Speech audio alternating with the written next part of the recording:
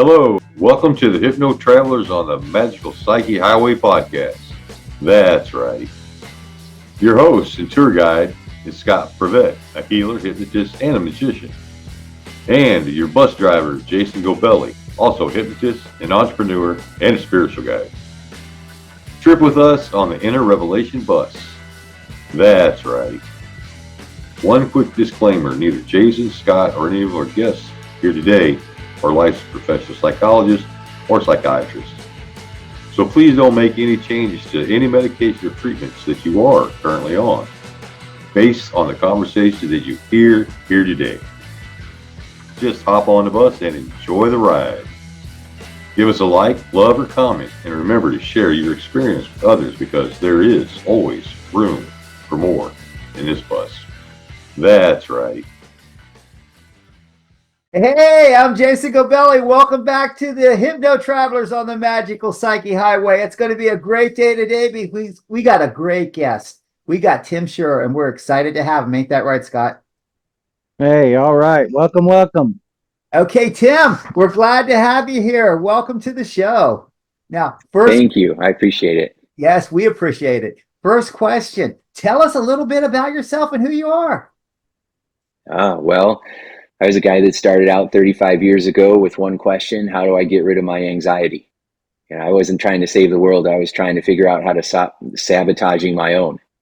And, we all go through what I call big T and little t traumas in life. The little t traumas are being embarrassed, not being picked to be on the game, getting your feelings hurt. And then you have the big T traumas, divorce, death, illness, abuses. And I had been through a little bit of all of them. And so I was full of anxiety and I wanted to figure out how to find peace. And I went to school for psychology because I thought that's where you would figure it out. And I found that therapy wasn't doing it for me. And my second year of college, they were bringing in guest speakers. And one of them happened to be a hypnotist. I didn't know anything about hypnosis except it makes you cluck like a chicken. So I volunteered. And 5 minutes later, that knot in my stomach disappeared for a little while. And I'm like, what is this? It was the first time I had a sense of peace and I felt confident all week. And I wanted to know more about that. And so as I got into learning more about hypnosis and hypnotherapy, it opened the doors for neuro-linguistic programming and all the other peak performance and alternative methods of healing out there in the world. And now I've spent 35 years obsessively searching for the right approaches that will free people from needless emotional suffering. And I've done that. And I've influenced millions of people around the world, and I'm still at it every day. And now I get to spend this time with you. Nice. So when did you have that aha moment, hey, this is really going to help me to help others and help them become better? When did that all of a sudden happen and you get that moment? Yeah, that first moment was that story I just shared where that hypnotist told me that, I was fully alert and awake. And he said that you're just going to feel peaceful. And then I would get my self-esteem by trying to make other people laugh, get myself in a lot of trouble being the class clown. Well, I thought that's what I'll do with this too. But instead, I felt really peaceful inside. And I could hear my classmates giggling, but I didn't care, which was also unique because I always cared what everybody else thought because I was always chasing their approval.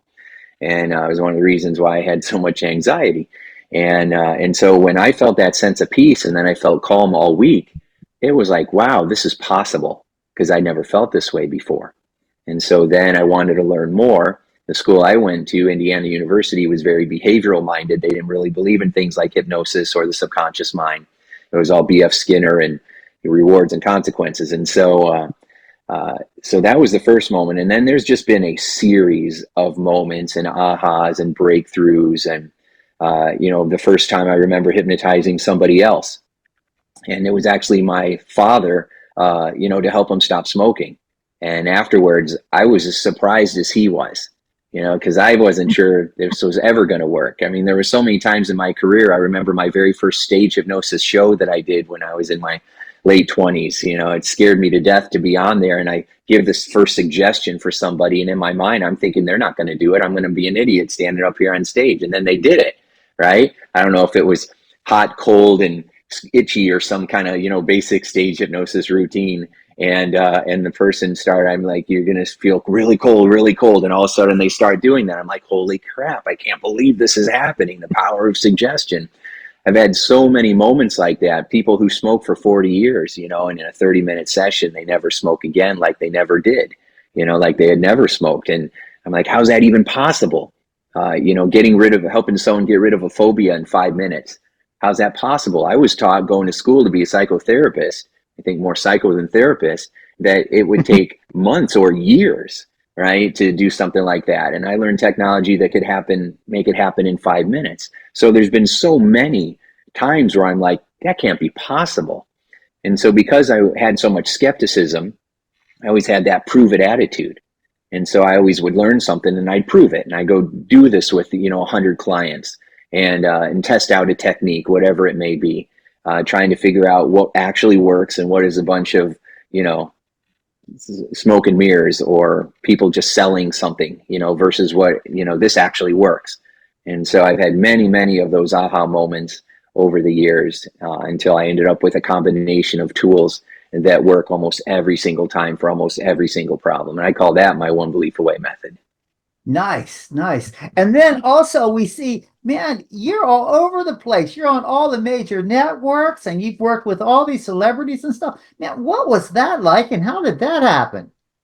Yeah, that happened from obsessively trying to get the word out that you don't have to suffer, right? Because the general public has no idea how powerful hypnosis is. And really that hypnosis is just means how powerful the subconscious mind is, how powerful your beliefs are, how powerful your early childhood experiences are. And the general public still doesn't really understand that. They're clueless. In fact, most therapists don't understand how much more power and influence they can have over, their clients' welfare and over their own life as well. Because, people go into this profession because we're wounded and we're looking for ways to feel peaceful or powerful or, whatever it may be. And so I was constantly trying to get the message out.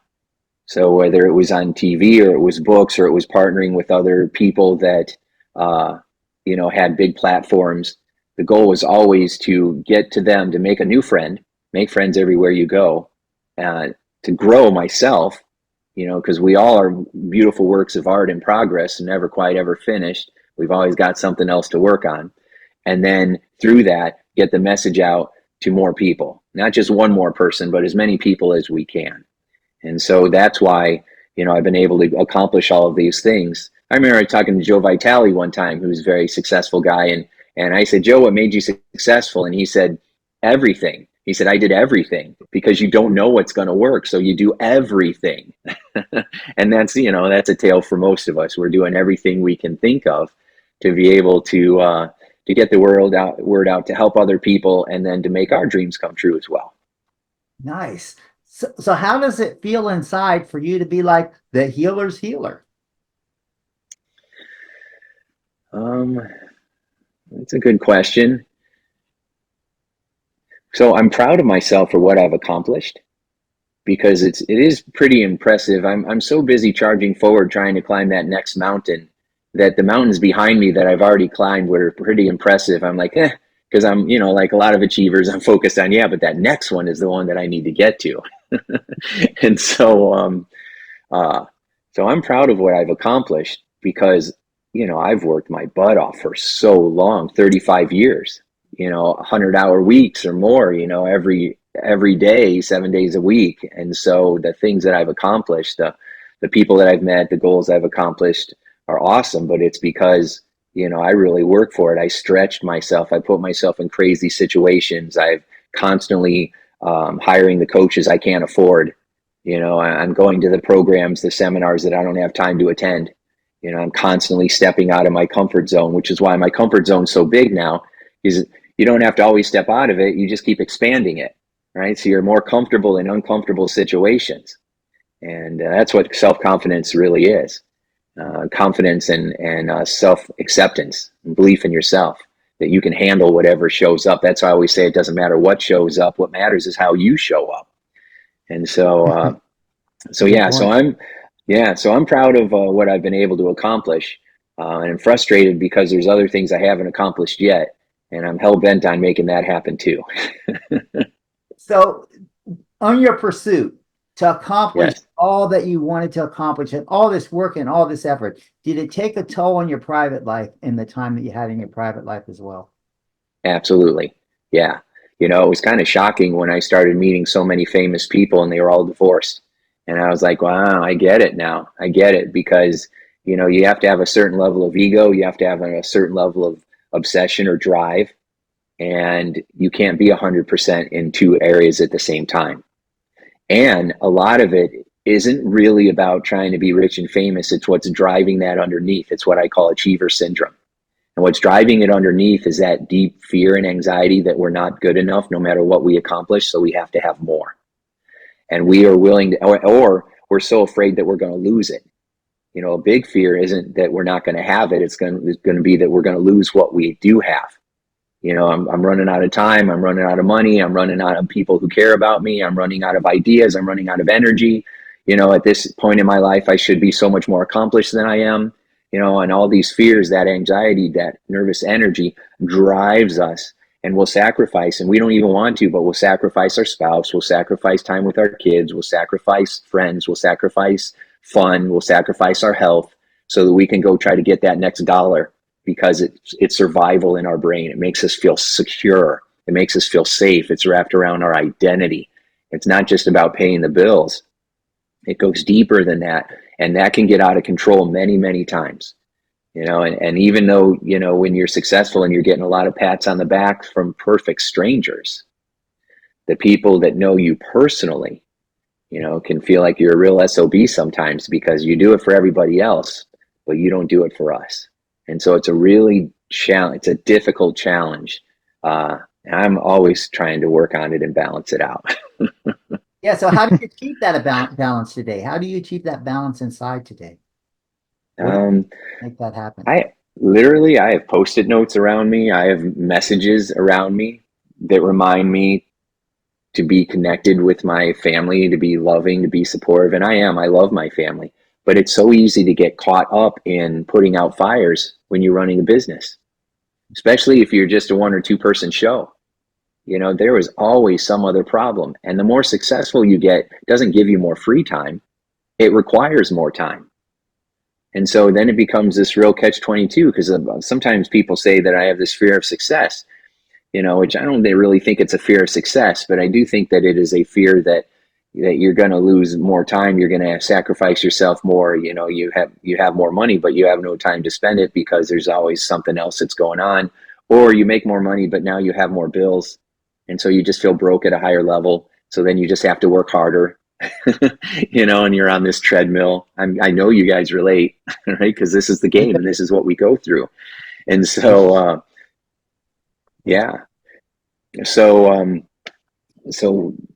I keep notes there. I keep reminders. I don't just listen to programs on marketing and social media and how to make your funnels convert. I also got to listen to how to improve your relationship, so that is top of mind, because we're constantly driving on how do we move our business forward and forget how important it is to move your relationship forward. And so, and I struggle with this. If my wife heard me right now, she'd be throwing up in her mouth. She's like, so I'm not going to admit that I'm, even close to perfect in this, but I got to keep working at it all the time, because it's challenging when you're super driven and you're trying to do big things in the world. That takes its toll. Wayne Dyer was a very famous guy, very famous example, and in his later years, he lived by himself in Hawaii in a small little place, because his wife didn't talk to him and half his kids didn't either. And it didn't matter if he bought all 8 of his children a house. Well, tomorrow is Valentine's Day, so it's a perfect opportunity to make some good marks in. Yeah, that's right. And 29 years ago today is when I met my wife, the day before Valentine's Day. So I already got the card on the table and hoping to spend the day with her. So besides your wife, speaking of life, well, you can use her too. Tell us about those who've made these big impacts on your life. The mentors, the ones that you get inspiration from, and the people that you follow. So, that's been an interesting ride.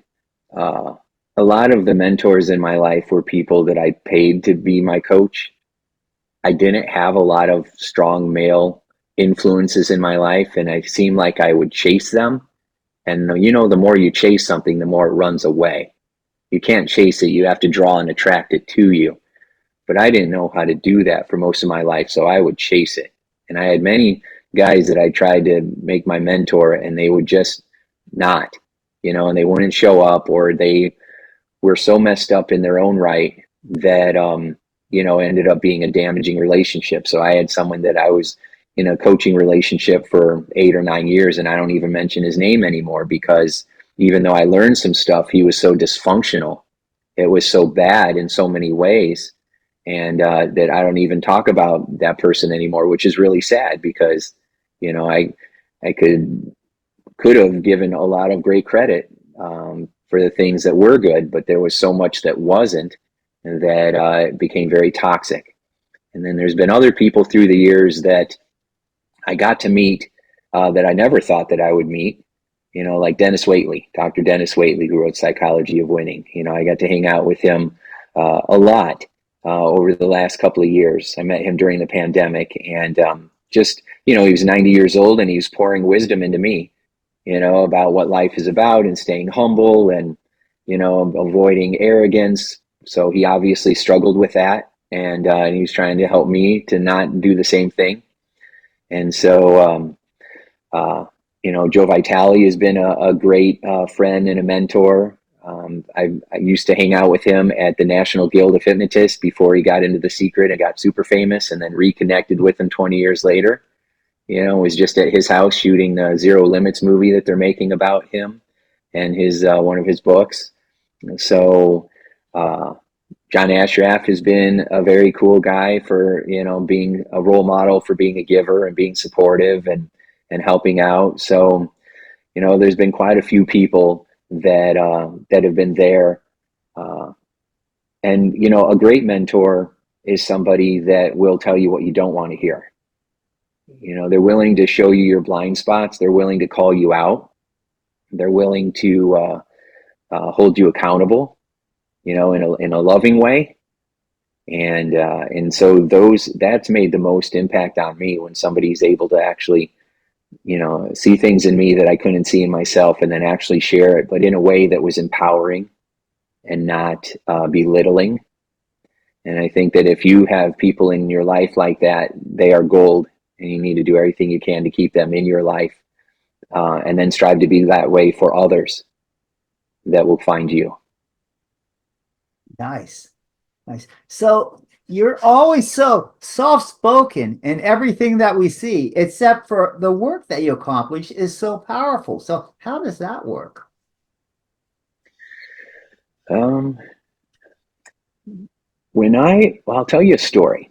Okay, so I remember I was at a training. There was a bunch of hypnosis school owners, and we were all trying to come together and collaborate together instead of having all these little mini kingdoms. We were trying to kind of unite the field, and through providing really high-end hypnosis training and not charging, you know, $1,000 to be certified as a hypnotist. You know, it costs more to be a nail technician than a hypnotist, which is why, you know, we have so many problems with our profession. You know, we flooded it with people that are not competent at what they do, and 80% of hypnotists, it seems, aren't even full-time employed because they can't afford it. Right? They don't know how to be successful at running a practice. And so we have a profession of hobbyists in most cases, and just, you know, so it's been challenging. So anyway, so we get together, and I was asked to give a 5-minute talk on, it didn't even matter what, they just wanted to see my presentation style. And I'm like, fine, you know, I'm presenting and winning awards, I got this. But because it was in front of a group of peers, I got real nervous, right? And felt like I had this kind of anxiety attack, and, you know, and it turned out that my brain was trying to make sure I was prepared. So I go in there and I just give a 5-minute talk on how to tell a joke, because I learned that when I was 12 years old from my Uncle Donnie. He told the worst jokes, but the way he told them were so funny that the punchline didn't matter. And so I would be real amped up, and I'm like, all right, so here's how you do this, and we're going to do this, right? And it's going to be like this, and we're going to do this, and then this happened, and this happened, and this happened, right? And then people are loving it, right? Because like most people when they were younger, I wanted to be the next Tony Robbins, right? So I was acting like him and jumping up and down and whoa, and all this stuff. And the audience was loving it. And so I was getting rewarded for behaving that way, but not in this group.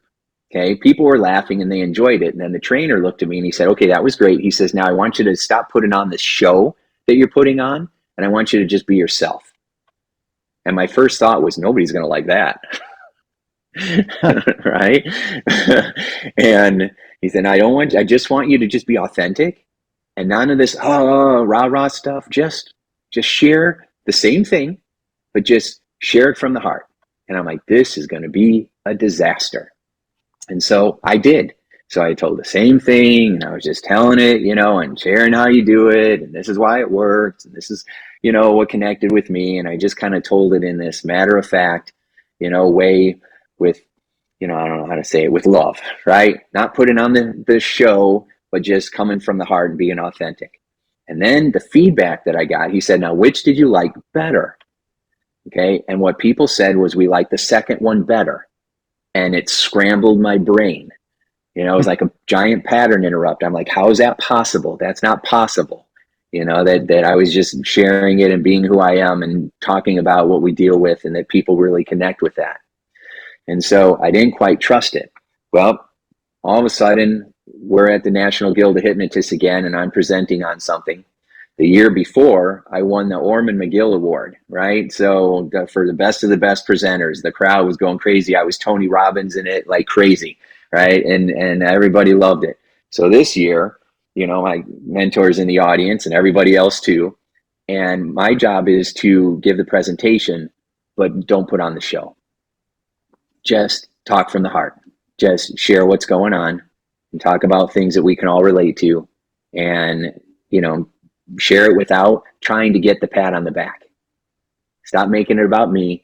Make it about my audience. Make it about the person in front of me, which is a very difficult lesson. And so I did that. And this is the feedback that I got. And then we'll wrap this story up. So there was a guy that was a retired Boston cop. His name was Ted. Well, his name is Ted, right? And so, and Ted was a tough guy. Right. He was a beat cop. He used to walk down the streets of Boston, with his nightstick, and he would tell stories of whacking guys in the head. And he would laugh while he was telling these stories. So he was a tough guy. Right. And then retired and then became a hypnotist. Right. Which is cool. And so so he comes up to me afterwards and he says, what are you doing? And I'm like, what do you mean? He freaked me out.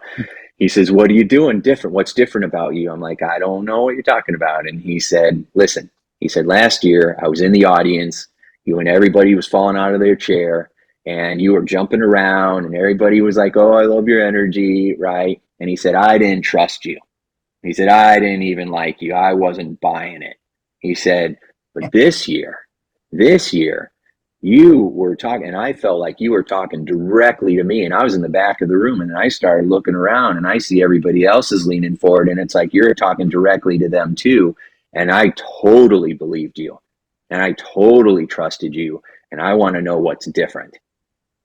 And again, that belief in my mind of just being generous or genuine and be others focused and come from the heart instead of trying to get the pat on the back completely changed my approach. And so now when I'm having this interview or I'm on a stage or I'm anywhere else, I'm not bouncing around anymore. I get fired up sometimes, I like to goof around sometimes, but I have found that there's this other part of me that comes in that wants to talk about the stuff that sucks, the stuff that's the most painful, the stuff that nobody else wants to talk about. And let's have a real conversation about it and figure out what we can do to make things better that's going to be sustainable and not just some, I'm going to do a yoga pose and all of a sudden I feel better. No, we need to actually upgrade our beliefs and get real about how we treat ourselves and how we treat others. Right. And so when I did that, it changed the game for me. And I think that that's what allowed me to go to another level of being able to influence people in a larger scale. That's a very powerful story. Yeah, it sounds to me like you had faith and love in yourself, trust in yourself, to where you could just trust yourself and not have to pretend to be who you weren't. Yeah, that took years to develop. In fact, my passion right now is training therapists and life coaches and wellness experts and even hypnotherapists, anybody that's a healer or in the people helping profession, to help produce more miraculous results for their clients consistently, and also how to know how to run a business so you can have a lucrative practice, because we're not taught how to run a business and how to be an excellent educational marketer. We're only taught the skills, right? And so one of the biggest challenges, I surveyed 5,000 of my avatar, my ideal clients, these therapists and healers, and I said, what's the biggest challenge you have?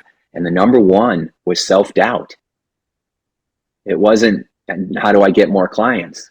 It was self-doubt. How do I stop sabotaging myself? Why do I have imposter syndrome? I keep procrastinating. I can't get myself to take action. I wrote a book a year ago and I still haven't told anybody.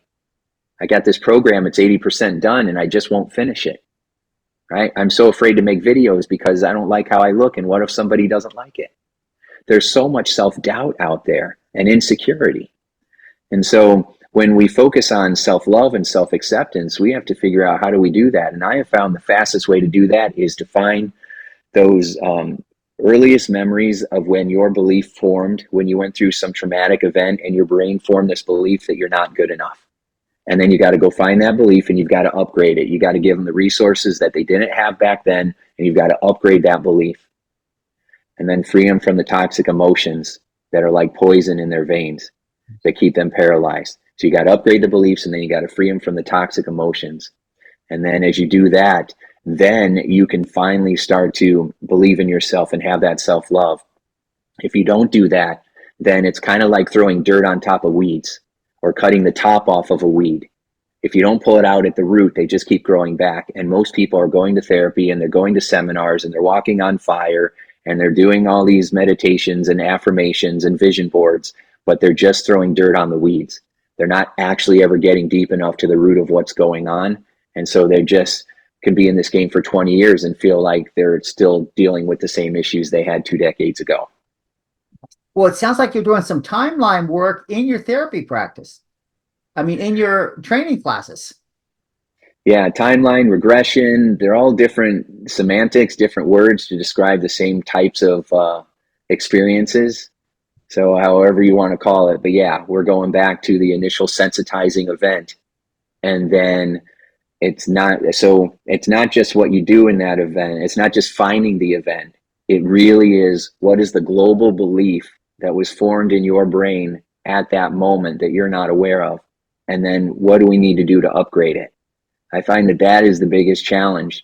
And it's something that you're taught to do in, Hypnotherapy 101, is go back and find that core belief. But I think that a lot of people aren't doing that.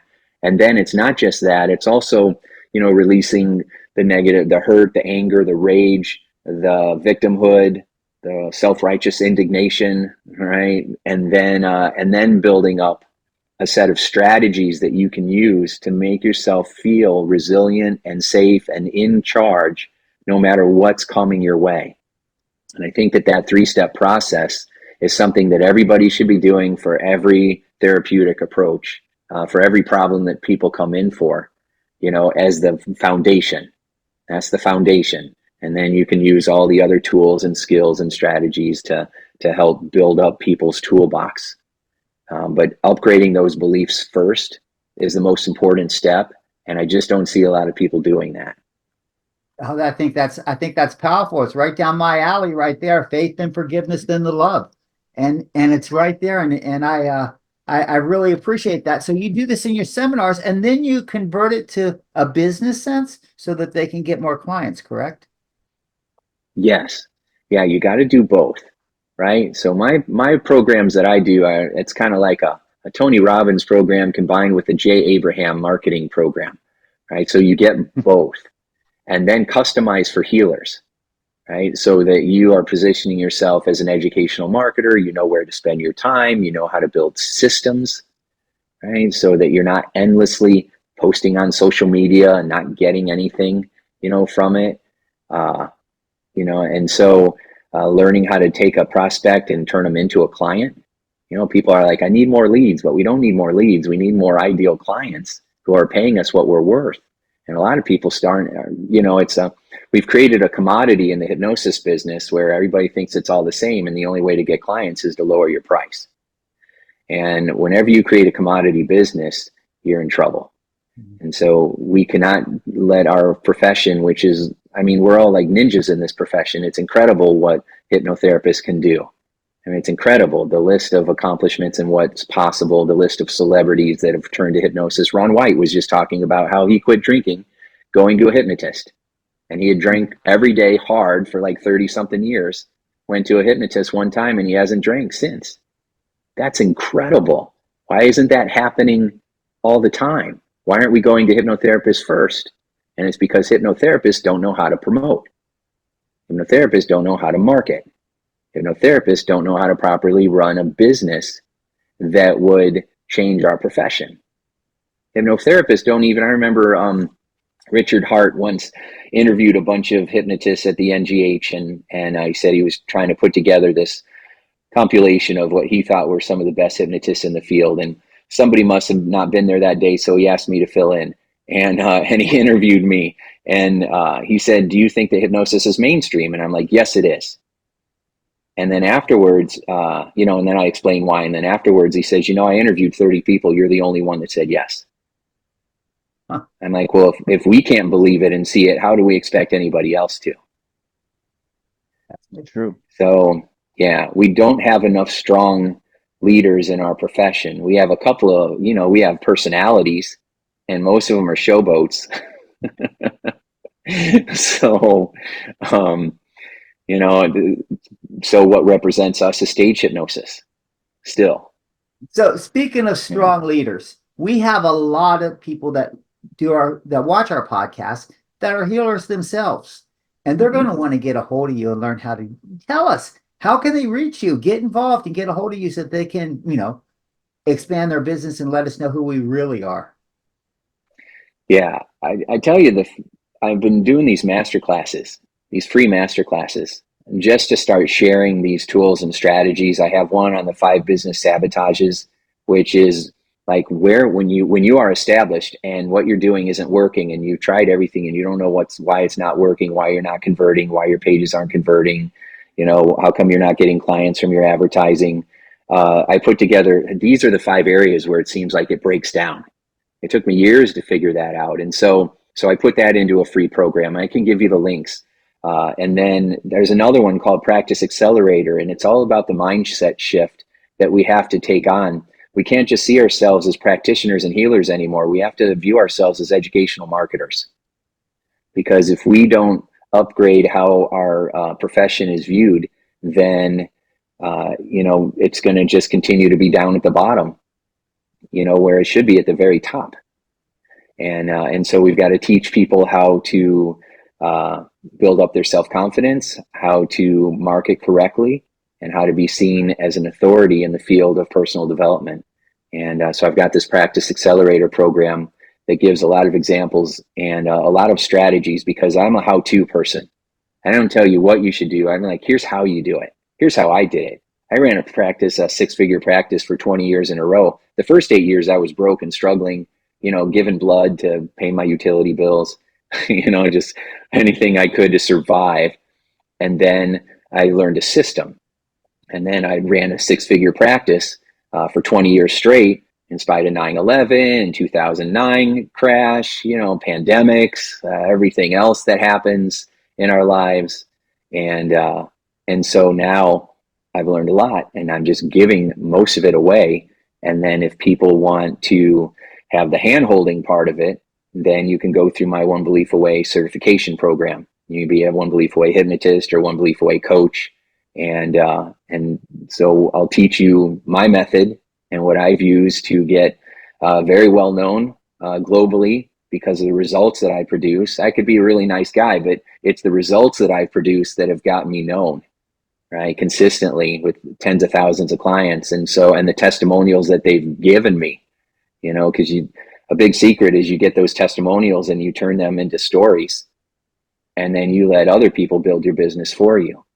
And so we have the certification where we'll certify you, but then we'll also be with you for 6 months to a year, holding your hand and saying, here's how you do this, here's how you do that, here's how you set up your website, here's how you do your Facebook ads, here's how you set up your automated email sequences, here's how you set up your tagging sequences, here's how you this and that, because people are being drowned by 20 different courses, and they're overwhelmed, and they need something that can where someone holds your hand and takes you through it. That's what I always needed, and I never really got it. So that's why I'm showing up and giving that now. I see you're like the one-stop shop. Well, I'm a foundational shop. I'll help you build a foundation. And then once you have a strong, solid foundation, you go out there and hang out with everybody else, because there are so many talented people out there. There are so many gifted healers out there, including the 2 people that I'm hanging out with right now. Right. And so there are so many talented, caring, loving people who have wisdom and gifts to share. So I don't want to be the end all be all. I just want to build a foundation so that it's solid, so that you're not constantly chasing new gurus and mentors and reinventing the wheel and wasting a huge amount of time and money. Because most of us are older and we don't have that time and money to waste anymore. We have to do stuff that actually works. And so I want to build that foundation, and not just for individuals, for our profession. I mean, my ultimate goal is to upgrade the whole therapy profession, not just hypnotherapy, but the whole counseling profession needs a desperate upgrade. And wherever I take this energy, it's amazing what happens. Like, I took it and I pointed it towards veterans with PTSD or TBI, and veterans who are struggling because of, traumas that they experienced in war. And it's interesting, when I'm working with a veteran that has really bad PTSD, you'd think they would regress to some terrible situation that they experienced while they were in combat, but they don't. They always go back to when they were 5. Yeah. They always go back to when they were 7.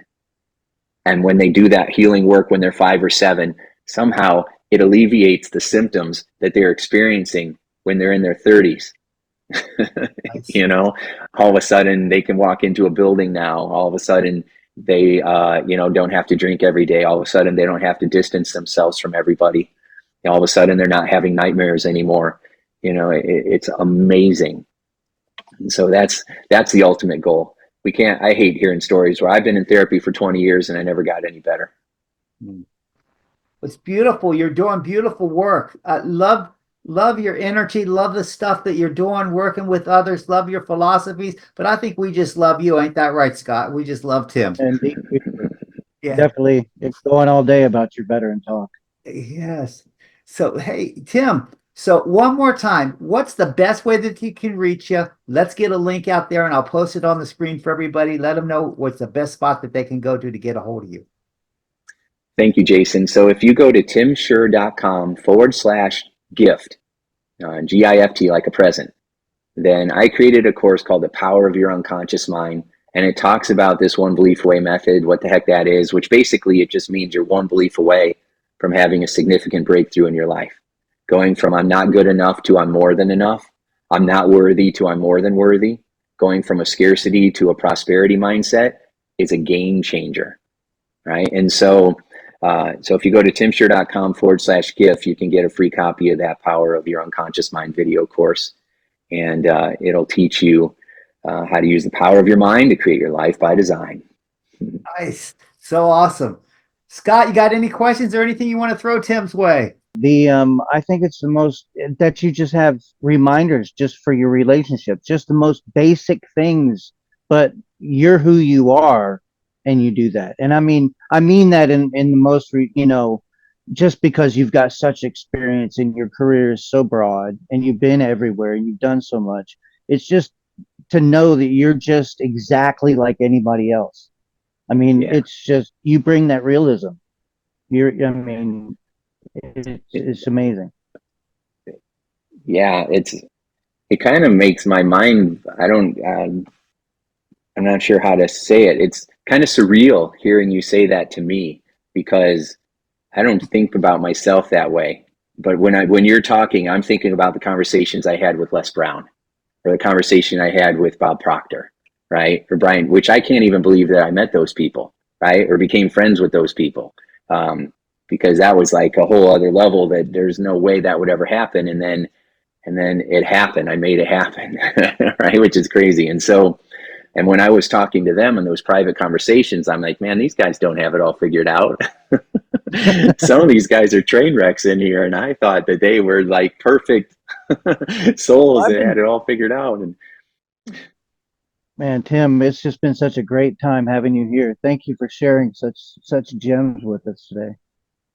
well, thank you, Scott. I really appreciate that. And I appreciate the work that you're doing, putting this show together. People don't realize how much time and effort and energy it takes to produce a program like this. And it's really valuable. And I just thank you both for being a bright, shiny star in this world and making our profession better, because both of you are being educational marketers. And that's exactly who we need in this world. So thank you. Thanks for the love, Tim. And it doesn't get better unless we get rock stars like you, man, who really break it down for us and show us what's really going on and talk about, you know, the love and getting in touch with yourself and everything and the healing. So it's wonderful having you here. So Thank you so much. thank you. So that said, hey guys, we loved having you on the show. Thanks for coming by. If you like us, give us a thumbs up. If you think we're assholes, just give us a thumbs down. We don't care. We're just glad you're here. We hope you respond. We just want you to share it with others and say, hey, check out these guys, check out these fools. Look, share our podcast, get us known. Thanks for coming on. Thanks, Tim, for being here, and we hope to see you next week. Thanks, Tim. We've loved traveling down your magical psyche highway today. Thanks for being a guest. We'll see you next week, guys. Bye. What a great trip it's been. Wow, what a trip. Thanks for taking that journey with us today. Please like us, share us, and enlighten us with your views of the topics we drove into today. We appreciate you and love reading your comments. Thanks again, and we hope to see you back on the bus next week. That's right.